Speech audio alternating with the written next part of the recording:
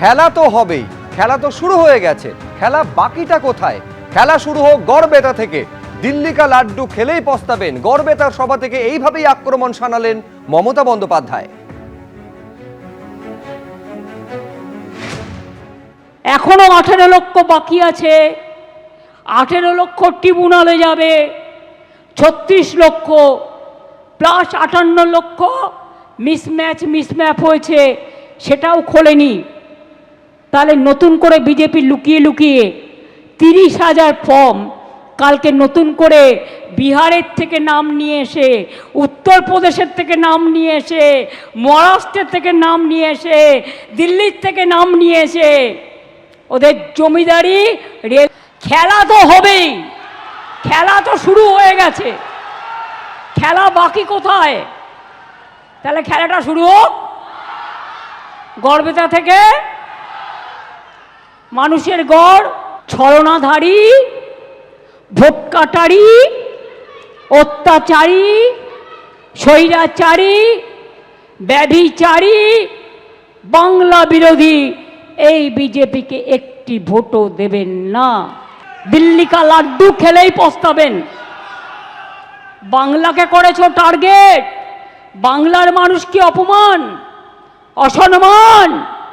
বাংলায় জিতে আমরা দিল্লি দখল করব, সারা দেশের মানুষকে মনে রাখবেন, এর জন্য আন্দোলনে নামাবো। মমতা বন্দ্যোপাধ্যায় প্রচারে গেছিলেন গড়বেতা এবং সেখানে তিনি বলছেন খেলা বাকিটা কোথায়? খেলা শুরু হয়ে গিয়েছে, গড়বেতা থেকেই তা শুরু হচ্ছে। দিল্লি কা লাড্ডু খেলেই পস্তাবেন, গড়বেতা সভা থেকে এইভাবেই আক্রমণ শানাচ্ছেন মমতা বন্দ্যোপাধ্যায়।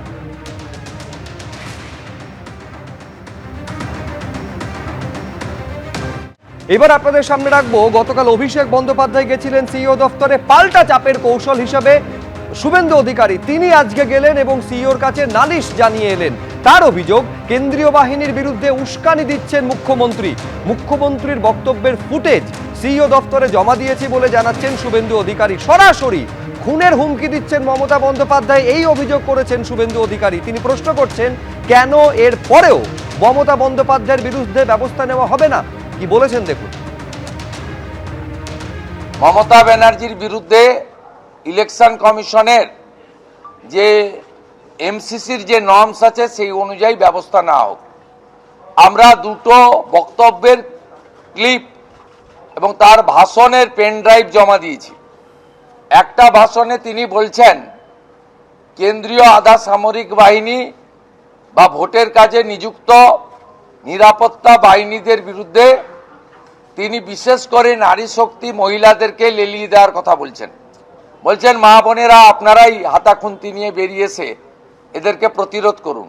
তো সরাসরি হিংসাতে এবং নির্বাচনের কাজে নিযুক্ত হাজার হাজার নিরাপত্তা রক্ষীকে আক্রমণ করার মধ্য দিয়ে সমগ্র নির্বাচন ব্যবস্থার উপরে উনি আক্রমণ করেছেন। দ্বিতীয়ত বলছেন ভারতীয় জনতা পার্টির কর্মীরা আপনারা জেনে রাখুন 4 তারিখের পরে পোস্টার দিয়ে বলতে হবে যে আমি বিজেপি করি না। 2021 সালে পোস্ট পোল ভায়োলেন্সের নেতৃত্ব দেওয়া মমতা বন্দ্যোপাধ্যায় তিনি আবার নতুন করে বিশ্বের সর্ববৃহৎ রাজনৈতিক দল যারা দেশ চালাচ্ছে, 21টা রাজ্য চালাচ্ছে, এই রাজ্যের প্রধান এবং একমাত্র বিরোধী দল, 2,33,00,000 মানুষের সমর্থন পাওয়া দল, তার কর্মী সমর্থকদেরকে সরাসরি খুনের হুমকি দিচ্ছেন এই বক্তব্যের মধ্য দিয়ে। তাই কেন ব্যবস্থা নেওয়া হবে না? রাহুল সিনহা থেকে অভিজিৎ গাঙ্গুলি সকলের বক্তব্যের মিসকোট করে তৃণমূল অভিযোগ করলে আপনারা কাউকে 3 দিন, কাউকে 2 দিন, কাউকে 1 দিন নির্বাচন প্রচারে ব্যান করে দেন।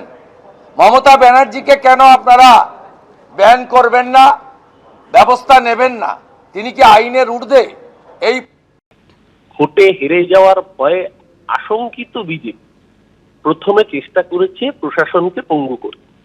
মুখ্য সচিব, স্বরাষ্ট্র সচিব, কমিশনার, ডিজি, এসপি, আইজি পদমর্যাদার সব অফিসারদের সরিয়েছে, থানার ওসিদের সরিয়েছে, সমস্ত বদল করে ওদের আসল উদ্দেশ্য ছিল বাংলার মুখ্যমন্ত্রী বদল। কিন্তু সেটা যখন পারেনি, কারণ বাংলার মানুষের মন তো বদল হয়নি, বাংলার মানুষের মন বলে দিয়েছে এই হৃদয় দপ্তর পাল্টাবে না। এই হৃদয়ে পার্মানেন্ট ঠিকানার নাম 30-এর বি হরিশ চ্যাটার্জি। তাই সেটা যখন বুঝতে পেরেছে, এখন যেন তেন প্রকারে মুখ্যমন্ত্রী, আরে এইভাবে কি বাংলা দখল করা যায়? মুখ্যমন্ত্রী প্রচার আটকাতে হবে কেন? আর মুখ্যমন্ত্রী প্রচার করলেই তো প্রমাণ হবে যে বিজেপি কতটা বাংলাবিদ। এবিপি আনন্দ, এগিয়ে থাকে, এগিয়ে রাখে।